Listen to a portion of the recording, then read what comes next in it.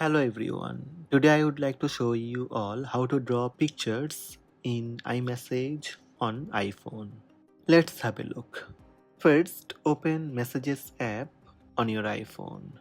Then open any conversation to draw message.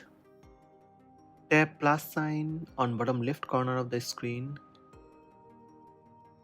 Then tap more button. Then tap digital touch. A black box will appear and you can swipe to have it to take over the display.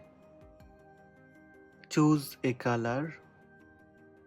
Now make a drawing or write text. You can choose different colors to draw your picture. Once your drawing is complete, tap the up arrow icon to send your creation. The receiver can tap on the image to watch your drawing or other animation in real time. So these are the steps to draw pictures in iMessage on iPhone. Hope this video help you. Please subscribe my channel by tap subscribe button. Also tap the bell icon to receive notifications about all new videos.